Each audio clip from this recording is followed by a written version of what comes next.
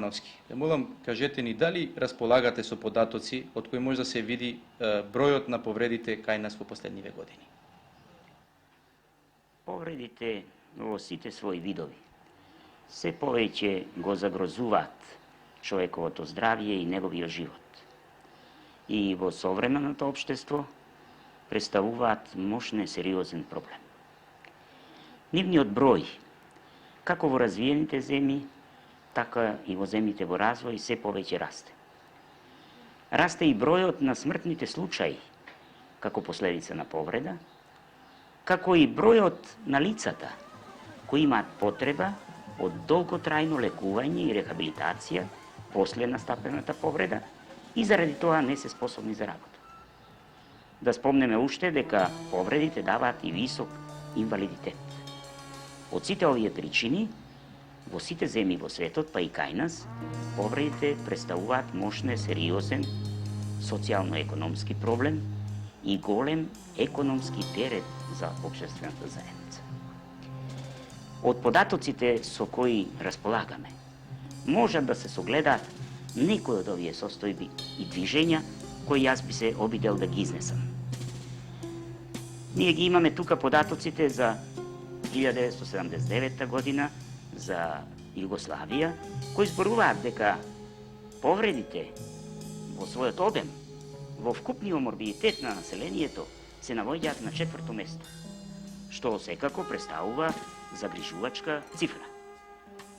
Повредените кај нас во Македонија и во Скопје се повеќе растат и на тоа укажува и податокот дека бројот на повредените кои се лекуваат во хируршките оделенија на подрачјето на Скопје, например, представува скоро 1/4 од сите лица кои се лекувале во овие хируршки оделенија на подрачјето на Скопје во 1981 година. Рековне дека голем дел од повредените, поради состојбата после повредувањето, е потребно долготрајно да се лекуваат и да се подвргнат на одредени постапки на рехабилитација и за целиот тој период тие не се способни за работа.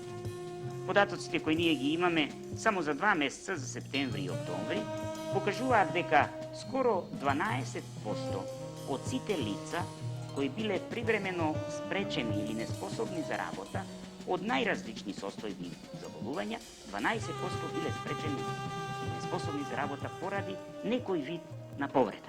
Сите овие изнесени податоци укажуваат на сериозноста на проблемот и на потребата од ангажирање на општествената заедница, прво во пристапот кон тој проблем и во неговото решавање. И на крајот би сакал само да спомнам дека во Социјалистичка република Македонија сега се во тек припремите за изведување на еден макропроект травматизмот во Македонија, кој треба да даде одговор прво за димензиите на травматизмот во републиката и како второ за причините и неговите последици. Ќе сакате ли да ни кажете како се случи несреќата? Да, би сакал да ви кажам. Би сакал да ви кажам, нормално. Видите, јас истата ден кога се враќав за дома, мислам од Зеленикова навака, испред Драчев претичав фича една. Приликом претицањето ми откажа болан, наводно дека милицијата рече спона пукнала и се тумбав у нива. Значи станува збор за сообраќајна несреќа. Да. А се сеќавате ли како се чувствувавте веднаш по несреќата? Бевте ли во сознание? Јас сум бил прво без сознание нормално, али од кога дојдов во сознание, со полна свест дојдов до болница овде, мислам, ме донесла со ренолчење кој ми се чини беше. Ви помогна некој непосредно по несреќата? Шоферот што не возеше и еден шиптар таму од село Стотиничани, тоа до наставно до Драча. И со мене сопатникот што беше поресно повреден. Доктор Јовевски, во вашава болница секојдневно пристигнуваат голем број повредени во различни несреќи. Можете ли да ни кажете дали на повредените им се укажува прва помош на местото на несреќата или во текот на транспортот и каква е таа? Видите, ова е мощно, важно и актуелно прашање во последно време. Познато дека оваа сообраќајна травма, сообраќајна епидемија во последно време се шири. Таа однесува животи, оставува инвалиди и така натаму. Целокупното наше лекување понекогаш е сврзано и од правилно или неправилно пружената прва помош. На местото пружената помош до донесувањето во болница. Конкретен пример, се работи за една многу тешка повреда. Требало неколку мали, да ги речам така, додатни фактори, кои овој пациент би го оставиле да биде доживотен инвалид, да не може да мрда ни со рацете, ни со нозете. Меѓутоа, Сметате дека во неговиот случај не во е неговиот дадена случај правилно? не е баш најадекватно ми е. Препорачуваме како се пружа таа помош и како треба. Треба да бидат четворица, најмалку четворица луѓе кои би го А поставиле тоа на... може да се научи каде? Тоа може да се научи само со настава за прва помош.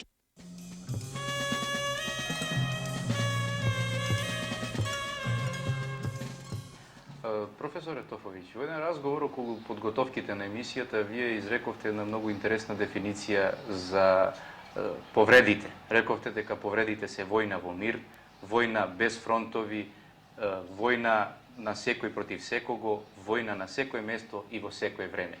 Па би ве запрашал, во војната, како вие нарекувате, многу еминентни стручњаци укажуваат дека уште при давањето прва помош на местото на несреќата се решава судбината на повредениот.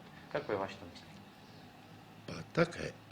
Науката докажала дека после престанок на дишењето и на работата на срцето, која што трае повише од 5 минути, во животните центри во мозокот настапуваат трајни, неповратни смртоносни промени. Секаков обид после тоа време да се животот поврати, остануваат безуспешни, не постои никакво средство кое што тоа може да го направи. Вакви состојби, прекинување на работата на дишењето и срцевата работа, се многу почести при секидневните повреди него што тоа се мисли. Тоа се случува при спасување од давење во вода,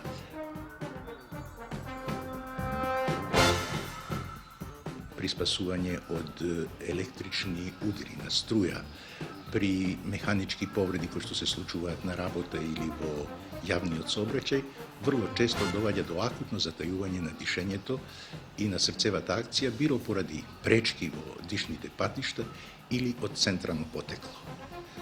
Медицината може да пружи помош само на жив човек, а повредениот ќе биде жив само ако овие отклониви узроци на престанокот на дишењето и на престанокот на срцевата работа ги отстраниме со давање на надворешна масажа на срцето и давање на вештачко дишење уста на уста.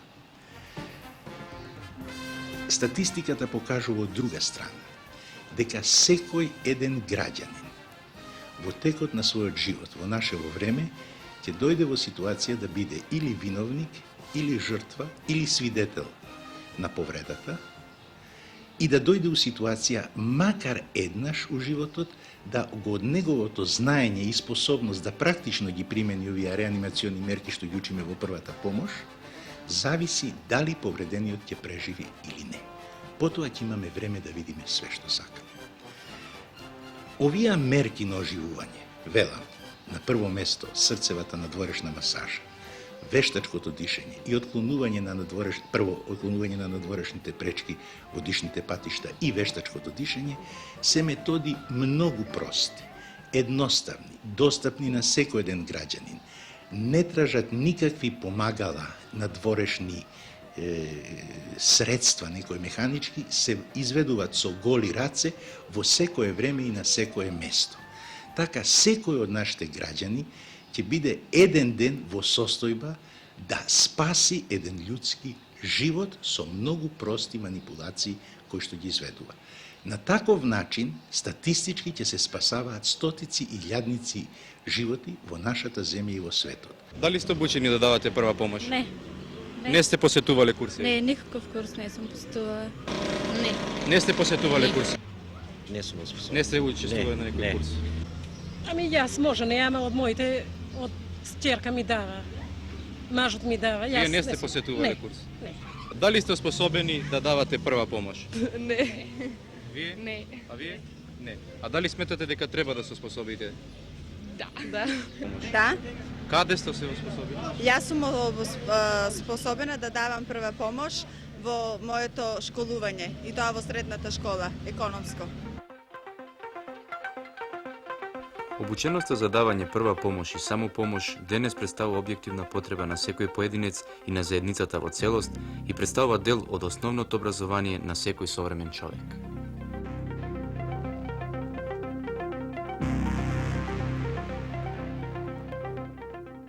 Оспособувањето на учениците за укажување на самопомош и прва помош представува составен дел на воспитно-образовната дејност во сите степени на образованието кај нас.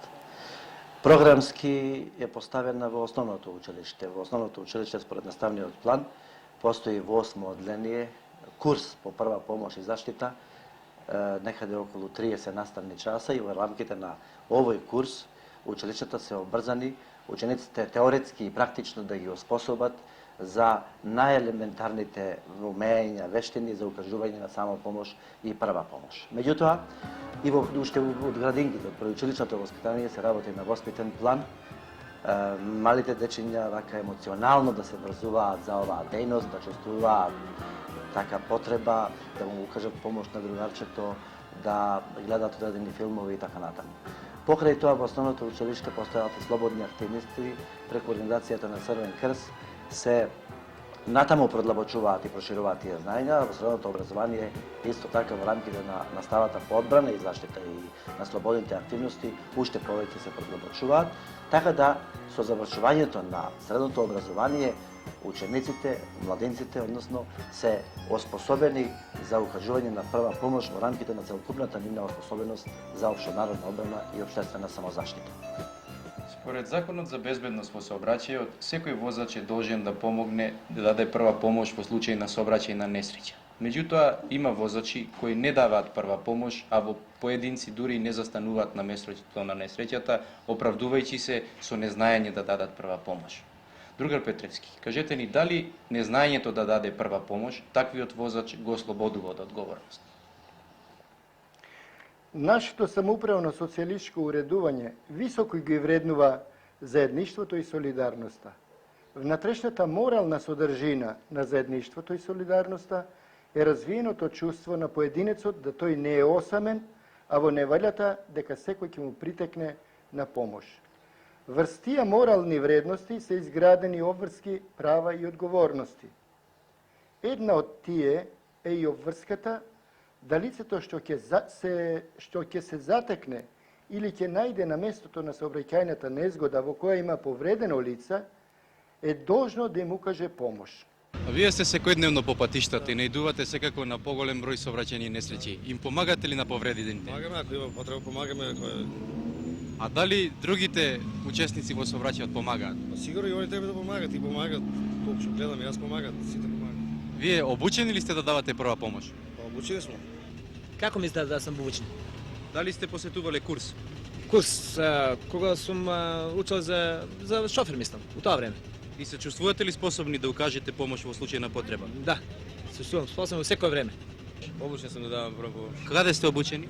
Па во ова медицинскиот центар во Квадарци. И во случај на потреба се чувствувате способен да укажете прва помош? Се чувствувам.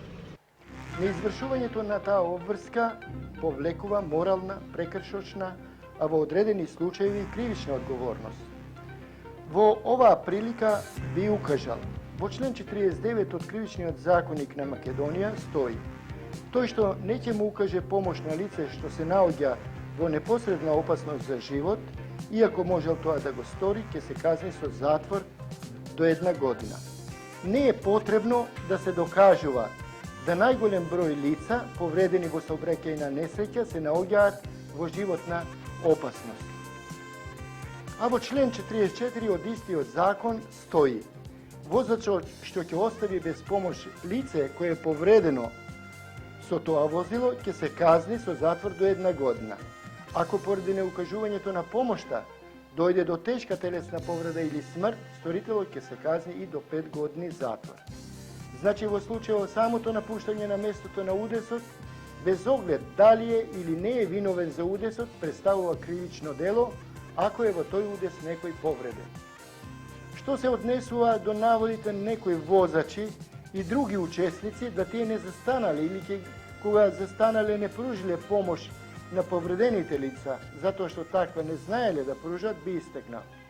Во нашиот систем на општествена самозаштита готово да нема граѓанин кој преку разни курсеви, семинари и предавања не е оспособен за пружање на прва помош. Посебно, возачите на моторни возила не можат да се здобијат со возачка дозвола, ако покрај другото не покажат знаења и во врска со пружање на прва помош на лица повредени во сообраќајна несреќа.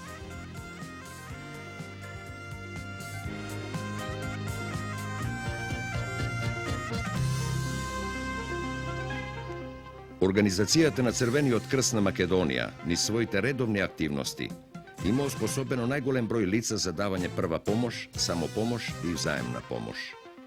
Низ 10, 20 и 80 часовни курсеви, во нашава република се обучени во последниве 10 години над 500.000 лица.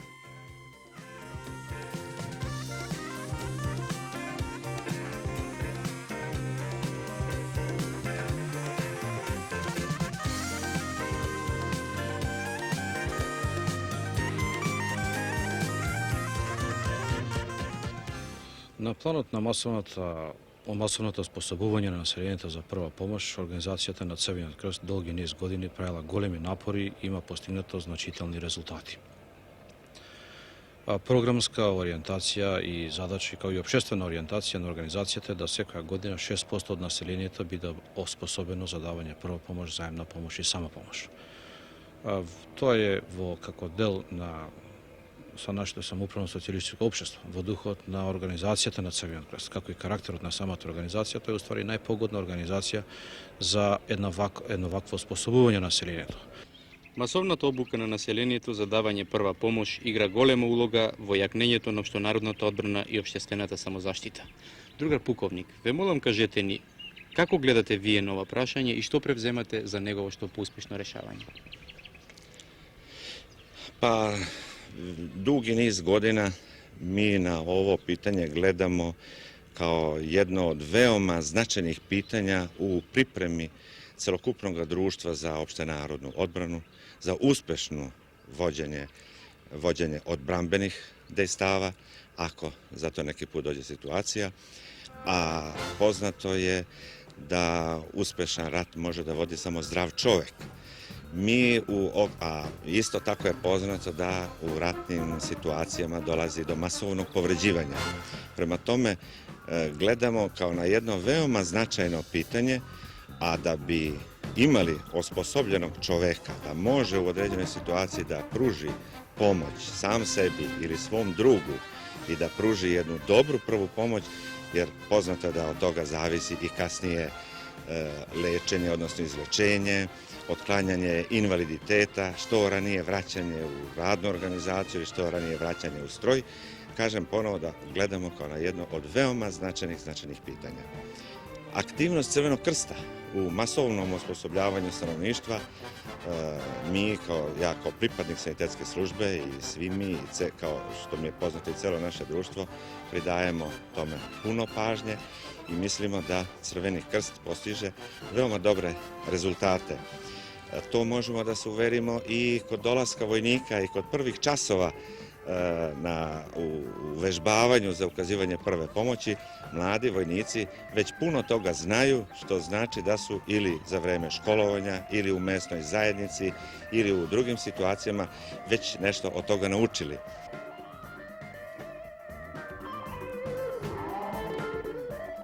Широката организација на друштва во местните заедници, во организациите на здружен труд, во училиштата, образовните центри и насекаде каде што нашите работни луѓе живеат, работат и учат, делува организацијата и во рамки на друштвото една од приоритетни задачи оспособување на сите тие членови од областа на прва помош. Но не е само масовното оспособување на прва помош која го работи организацијата, исто така на формира и постојани екипи за делување во vanredни ситуации или во случај на евентуална војна.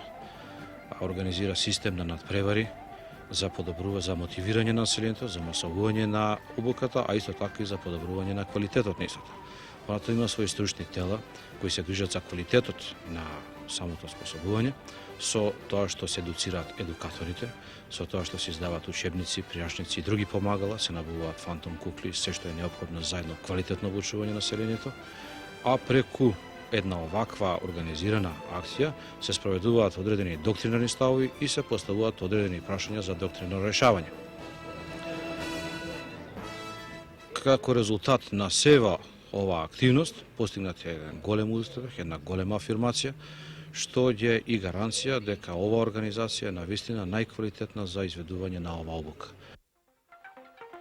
Го посетивме земјоделско-индустријскиот комбинат од Гевгелија Винојук за да утврдиме како работат и како функционираат екипите по прва помош. Заедно во соработка со Општинската организација на Црвен крст од Гевгелија, вие имате оспособено 264 работници за давање прва помош и екипирано комплетни 7 екипи за прва помош. Ви запрашал што добивте со нивното формирање како работна организација? Користа од комплетното екипирање екипите кои во секој момент се подготвени да укажат прва помош е повеќе кратна. Пред се зголемува сигурноста на нашите работници, затоа што при евентуално нивно повредување веднаш им се укажува прва помош. Нашите досегашни искуства покажуваат дека со тоа остваривме и големи економски заштеди, бидејќи значително се скрати времето на лекувањето на повредените, а со тоа и отсуството од работа. Од друга страна, нашите екипи се подготвени во секоја ситуација да притекнат во помош каде и да затреба.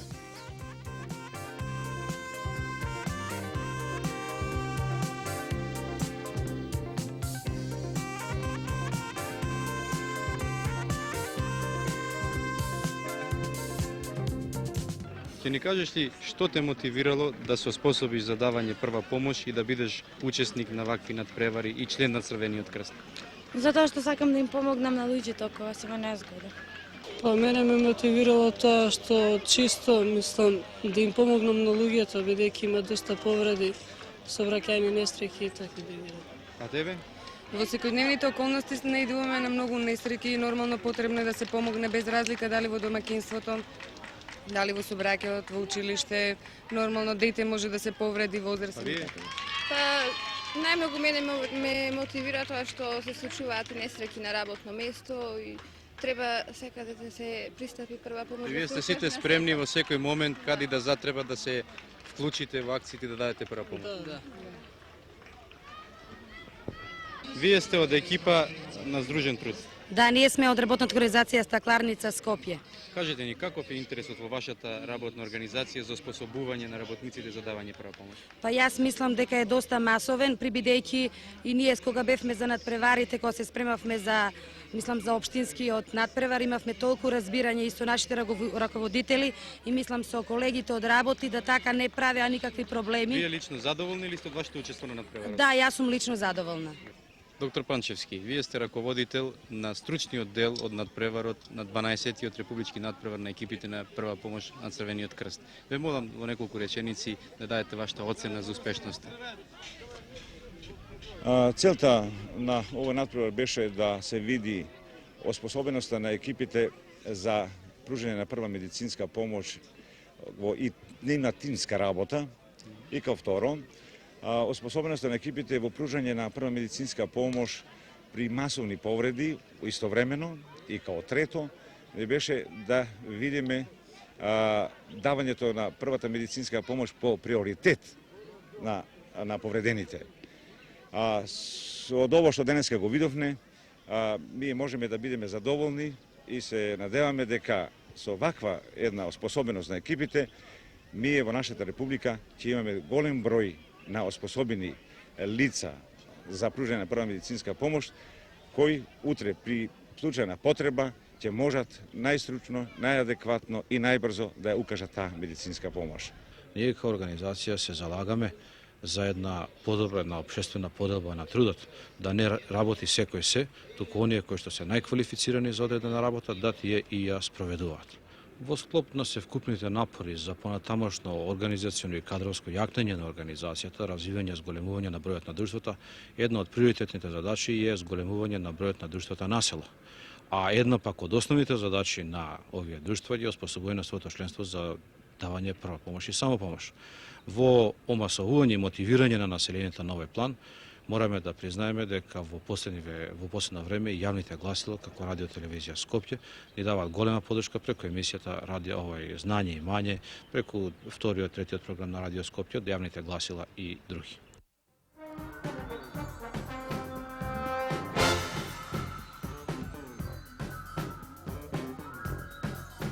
За успешното масовно обучување на населението за давање прва помош, многу значајни се постојаните и детални подготовки на секој член од нашава заедница. Потребно е планирање, програмирање, методологија, кадри, материјална и финансиска основа и простор за обука на населението. Успех во извршувањето на оваа многу важна и општествено полезна задача ќе се обезбеди преку натамошното јакнење на улогата на Црвениот крст како главен носител на масовната обука на населението за давање прва помош. Со тоа сме чекор поблиску до животот.